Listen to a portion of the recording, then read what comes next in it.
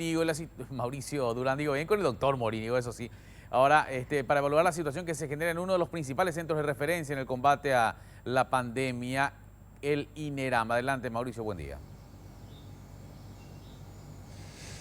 Sí, buen día, compañeros. Sí,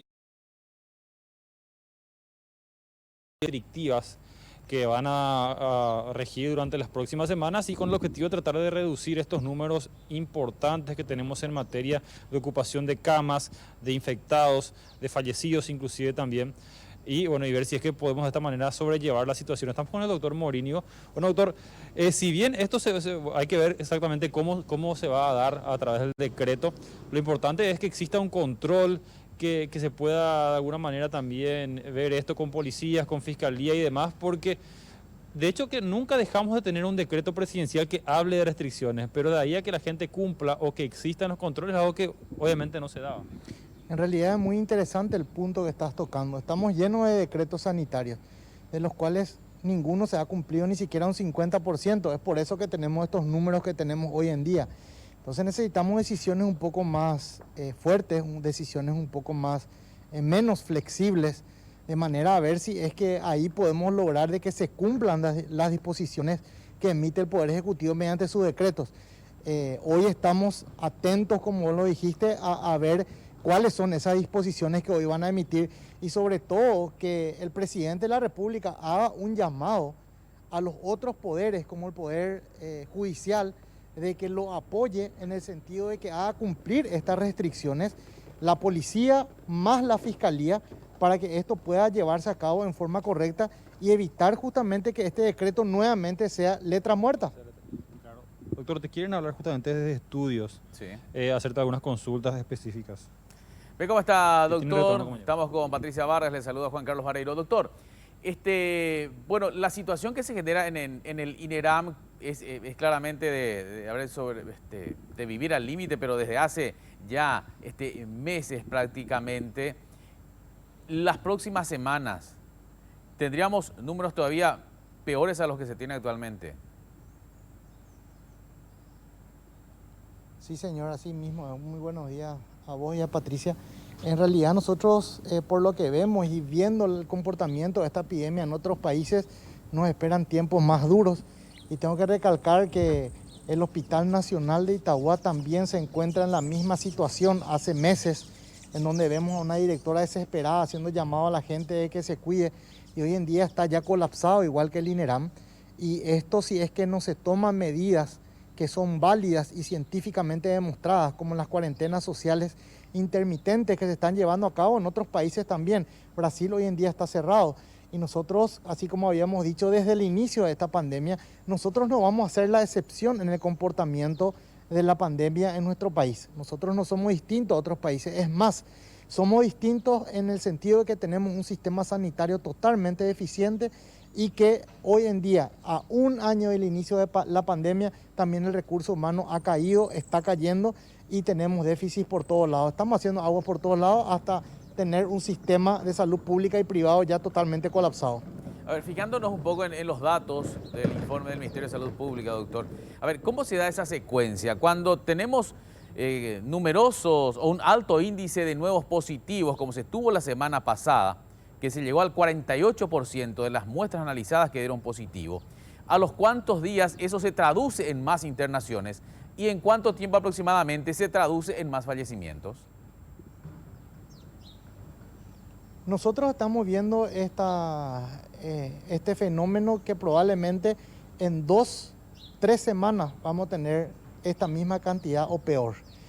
Por eso es que necesitamos tener por lo menos una semana de paro, una semana de reabastecimiento, de reorganización, de ver cómo están nuestras camas. Si bien no se van a liberar en una semana, pero va a servir un poquitito para evitar el contagio. Capaz nosotros en Semana Santa estemos trabajando de la misma manera, pero vamos a ver un resultado probablemente en 2-3 semanas, en donde los que ya están contagiados y van a asistir, no se van a sumar otros casos.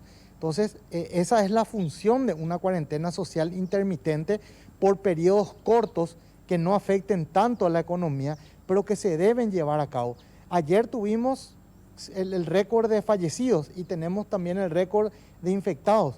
Eso generalmente vamos a ver si requieren internación de acá a 8 días. Si los test, supónganse que hoy se hicieron el test, hoy salió positivo, entran en el periodo de aproximadamente 7, 8, 9, 10 días, donde empiezan las complicaciones y el paciente, si requiere internación, deben ser internados.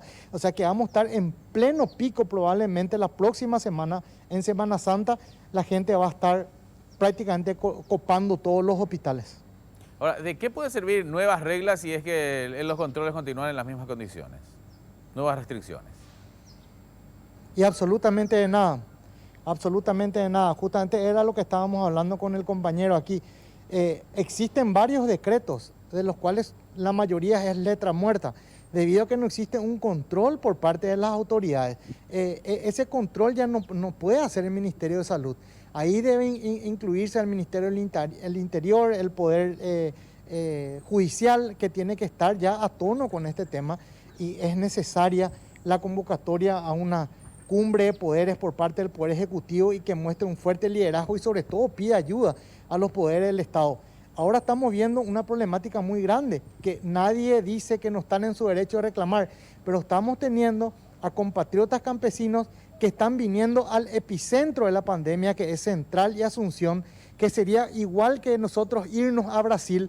Esta gente vulnerable, mal alimentada, sin hábitos sanitarios, están viniendo a la capital, en donde la circulación viral es altísima, y probablemente vamos a tener a estos compatriotas encima que Imboriajujicuay, Janorecoy la salud en sus casas o allá en sus lugares de residencia, van a venir a Asunción a enfermarse y van a colapsar aún más nuestro sistema sanitario aquí en Central.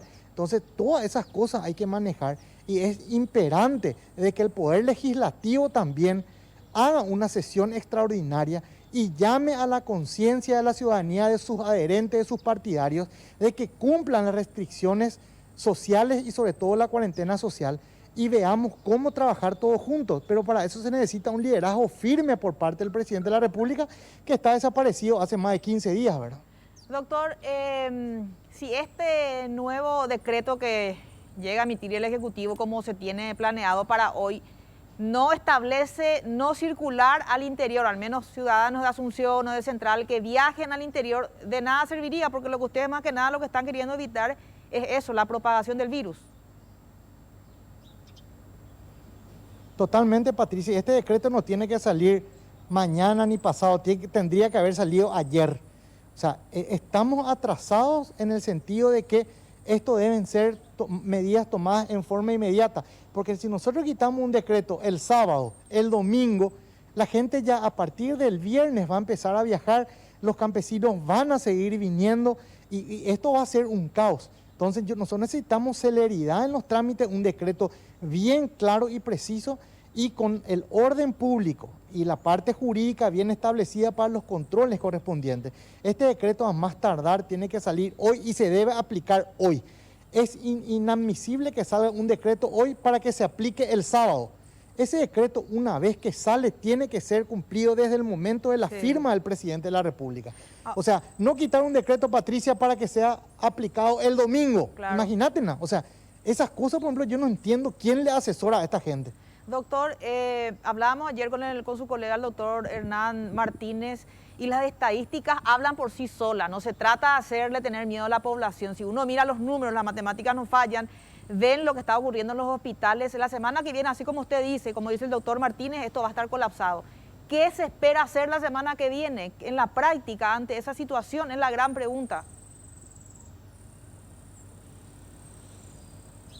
Y bueno, Patricia, es una pregunta muy complicada la que me estaba haciendo. Mira que los números no mienten, la realidad no miente. Ustedes tienen las cámaras acá, pueden ir a ver lo que es enfrente al hospital y ver cómo entran y salen los pacientes, y este número va a aumentar definitivamente la próxima semana. ¿Y qué nos toca hacer a nosotros, Patricia? Seguir trabajando. Y nosotros estamos en alerta roja, nosotros no vamos a tener Semana Santa, vamos a estar llamados, si es que algún colega cae enfermo también, venir a suplirlo. Y si tenemos que atender en los pasillos y si tenemos que atender en la calle a los pacientes, lo vamos a hacer. No hay otra solución, Patricia. Lo que está dentro de nuestras posibilidades siempre la vamos a hacer. Pero lo único que quiero que sepa la ciudadanía es que nosotros no vamos a hacer ningún tipo de omisión de auxilio a nadie. En donde tengamos que atender, vamos a atender, pero nos tienen que tener paciencia porque la infraestructura no da. A veces tenemos pacientes muy críticos y tenemos que resolver eso y después ver por orden de prioridad de gravedad para la atención. Y yo estoy convencido de que todos los colegas en todas partes del Paraguay, tanto médicos como enfermeras y personales de todos los hospitales, van a hacer hasta lo imposible para atender hasta el último paciente. Pero necesitamos el apoyo también de nuestros jefes en el sentido de que hagan cumplir las reglas y creen un decreto acorde a la situación sanitaria en la cual se encuentra el Paraguay. Y sobre todo, doctor, que sus colegas, ayer lo decía el propio ministro Borba, ya no dan más de cansancio, necesitan un respiro, no un descanso, pero un respiro para que no sea tan intensa la cantidad de pacientes que le toca a cada uno de los terapistas, sobre todo, y todo el personal que conlleva detrás de un terapista, por ejemplo. Así mismo, Patricia, yo no creo, nosotros lo que necesitamos y probablemente lo que vamos a tener cuando salga este decreto es un respiro y una paz mental, porque respiro en el sentido físico y atención al paciente no vamos a tener por lo menos por 2 o 3 meses todavía, pero por lo menos si vemos una aptitud y un liderazgo y sobre todo una preocupación por la situación académica epidemiológica de nuestro Paraguay por parte de las autoridades, va a dar un respiro mental a los personales de Blanco, porque nosotros es impensable que descansemos ahora en plena pandemia, pero necesitamos esas medidas, necesitamos que veamos que hay gente que cumple o que se les hace cumplir, que cuando nosotros salimos de guardia o vayamos a nuestras casas, no veamos gente que esté farreando en la calle impunemente, tomando cerveza o jugando piqui o jugando vóley o haciendo cualquier otro tipo de actividad sin que nadie diga nada. Y nosotros salimos a un hospital en donde la gente está llorando y clamando por una cama. O sea, necesitamos ese trabajo en conjunto, Patricia. Doctor, atender a los pacientes incluso en las calles, me comentaban el caso específico de un matrimonio que fue hasta INERAM, uno de ellos ingresó internado, en tanto que el otro quedó autoaislado con COVID positivo en su propio vehículo. ¿Situaciones como esas se dan? Constantemente. Miren que nosotros justamente estamos haciendo y la gente de asistente social del INERAM está saliendo con los familiares y le está rogando, por favor, que informen si es que hay alguien que se siente mal para que sea atendido. Porque hay familiares de pacientes que están afuera, que están con COVID y sus familiares están adentro internados con COVID, pero ellos piensan que tienen síntomas leves y se van complicando enfrente al hospital. Imagínate lo que eso es. Entonces, hay un grupo de personas, asistente social, que se va y se encara y ve también eso. Si es que hay alguien que necesita ayuda enfrente al hospital, a veces ellos dentro de su sufrimiento no se dan cuenta que están enfermos también. Entonces acá hay miles de historias que ustedes en el futuro probablemente vamos a contarles, pero hay gente que está enferma y está en la calle esperando, no para ser atendida, esperando por un familiar que está adentro y se descompensan afuera. Increíblemente, estando frente a un hospital, llegan tarde a la consulta. Entonces, por este medio también nosotros hacemos hincapié a la gente que se siente mal y que tiene síntomas. Por favor, que acuda a la consulta. Hoy en día estamos teniendo una variante muy específica de cómo se está manifestando este virus, cada vez en personas más jóvenes y con cuadros graves de neumonía. Entonces, ante los primeros síntomas deben acudir al control para hacer la evaluación primaria y hacer el seguimiento correspondiente en los días. No es que yo una vez nomás me voy a consultar y después me dijo ya que tome este y ya no me voy más. No, esta enfermedad ha demostrado que el control supervisado puede evitar que el paciente se complique o si presenta complicaciones sea internado en forma inmediata para recibir la medicación correcta. Estuve internada en mi automóvil, me dijo esta persona. Y actualmente el personal sanitario, los médicos ya están saliendo a atender a algunas personas hasta enfrente al INERAM, no solamente ahí adentro.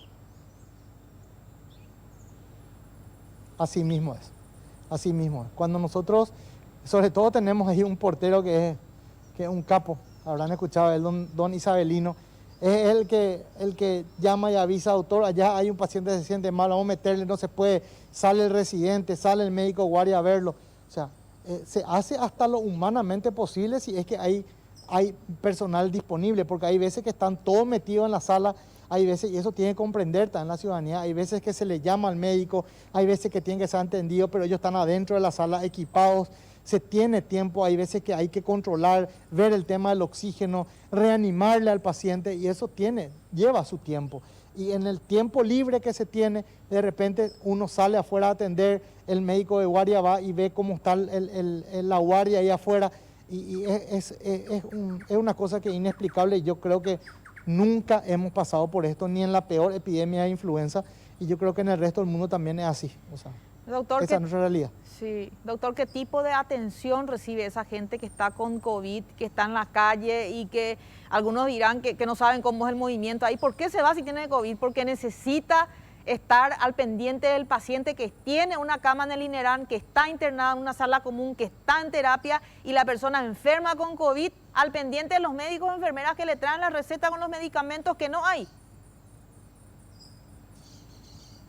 Totalmente, Patricia. Es que yo te hago una pregunta empática. Si vos estás sola con tu mamá o vos sos sola con tu marido y tu marido está enfermo, ¿dónde vas a estar vos? Vas a estar frente al hospital Claro. esperando saber una noticia de tu familiar. No vas a estar en tu casa, Patricia. Entonces vas a estar frente al hospital esperando. ¿Y puede enfermarte? Sí puede enfermarte. Entonces lo que nosotros hacemos es lo siguiente. Salir a ver cómo está el paciente, se le dice los signos de alarma y si presenta esos signos de alarma se le ingresa rápidamente, se le enseña, se le capacita. No es que se le pone una vía o se le dice, señora, estos son los signos de alarma, por favor tenga atención, o señor, si se siente mal, entre al hospital, llámenos. Es la forma que tenemos que hacer, ¿verdad? ¿Qué pasa con esos pacientes, doctor? ¿Les tocó ya que no tienen parientes, por ejemplo? Que no tienen nadie que le pase la mano. Sí, tenemos. Este es un hospital que característicamente es un hospital, vos sabés que este es un hospital de Sí. tuberculosis, ¿verdad? En la anterioridad. Nosotros hemos tenido pacientes que han quedado internados 8 o 9 meses sin ningún tipo de familiar. Y en esta época se replica, si bien en menos cantidad, tenemos pacientes que no tienen familiares o que los familiares directamente se declaran en insolvencia total, que existe. Hay pacientes que te dicen, ya no puedo comprar más o ya no tengo para comprar ese remedio que vos me diste. Entonces ahí se empieza a articular con fundaciones, que hoy en día están mucho más ágil, con fundaciones, traer de aquí, traer de allá, hacer actividades para tratar de cubrir eso.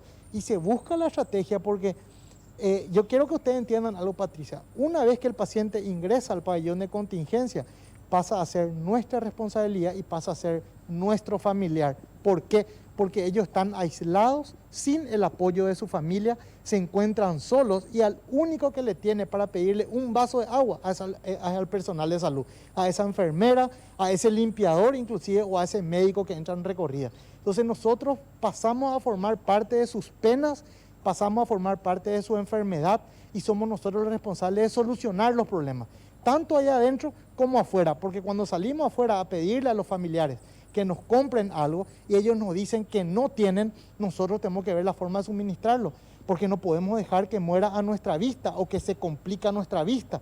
Eso no es posible y éticamente, médicamente hablando, no es correcto. Hoy por hoy, ¿cómo estamos en insumos y esos medicamentos para los pacientes con COVID, doctor? Y hoy tenemos por lo menos una provisión constante de insumos. Hay muy pocos insumos que estamos comprando, pero se siguen comprando.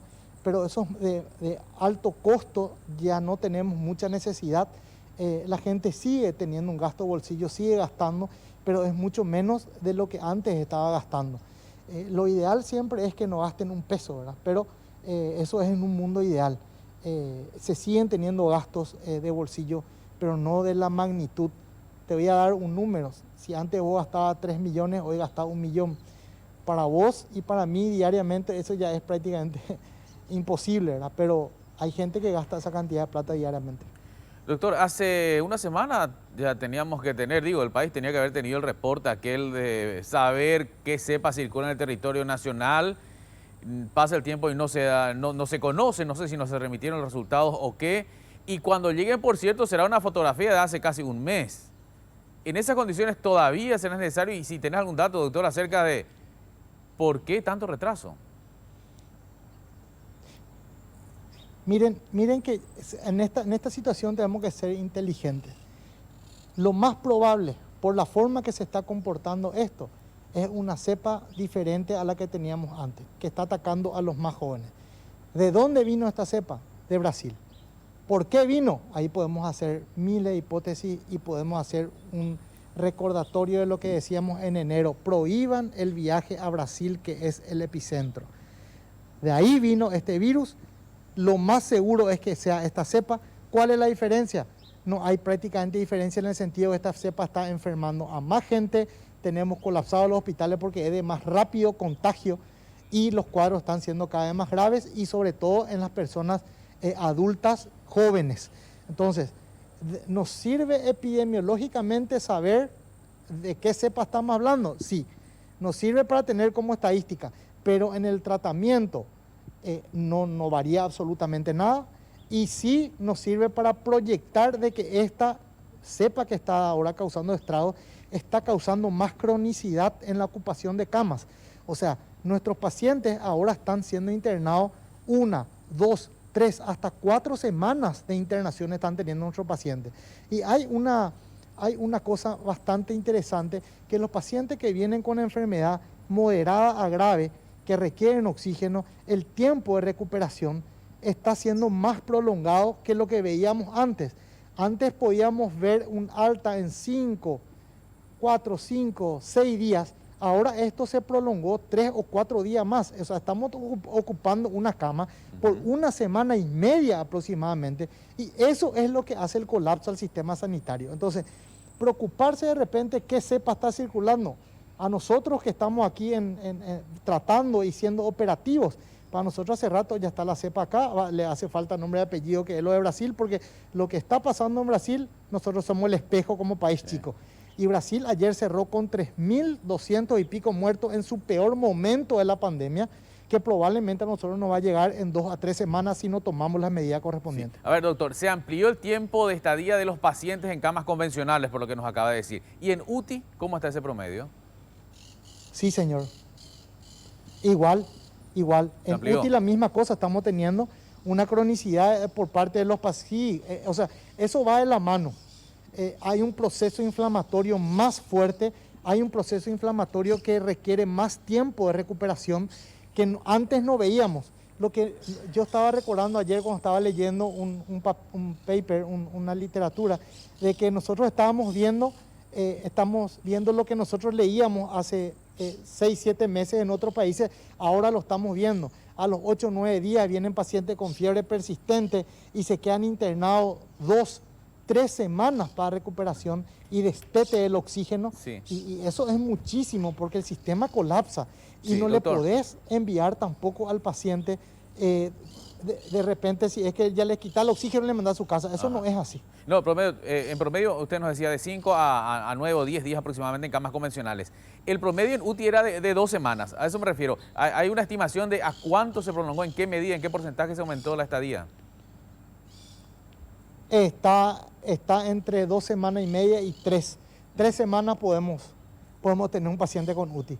Inclusive ahora estamos teniendo pacientes que están hace más de 1 mes en terapia intensiva. Imagínate lo que es. Doctor, O sea, 3 semanas es el punto de corte en terapia intensiva. sí. Doctor, ya les tocó, como Patricia. algunos colegas comentaron, elegir entre un paciente adulto mayor y un joven a la hora de dar prioridad con el tema del oxígeno. Es fuerte la pregunta, pero La verdad, Patricia, que nosotros, gracias a Dios, todavía no tenemos esa decisión, porque a nosotros nos mandan los pacientes cuando tenemos disponibilidad de cama. ajá. O sea, nos preguntan, ¿tienen cama? Son otros los que dan la noticia. A nosotros nos envían los pacientes ya masticados y elaborados.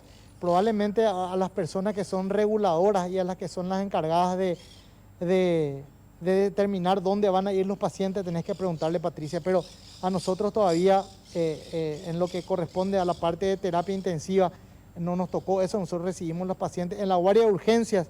Yo creo que sí ya hubieron situaciones en las cuales se tuvo que derivar al paciente más joven y se le deja a otra persona que de repente está muy grave y no sé. es complicado, Patricia. Sinceramente es bastante complejo. Perfecto, doctor. Le agradecemos mucho estos minutos. Hasta Por luego, favor, doctor. a cuidarse. Sí, realmente. Gracias, Mauricio, también por este contacto con el doctor Carlos Morínigo, neumólogo del INERAM, coordinador de contingencia. Y a propósito de la circulación, decía Patricia, de la cepa brasileña que ataca principalmente a jóvenes, según lo que señala el doctor Morínigo. Uruguay, país pequeño como nosotros, país vecino Uruguay como nosotros, con alta incidencia de lo que ocurre en Brasil como nosotros, ya reportó, y la información es de ayer, la circulación confirmada de la cepa brasileña en 7 de sus 19 departamentos. En Paraguay, ¿cómo estaremos?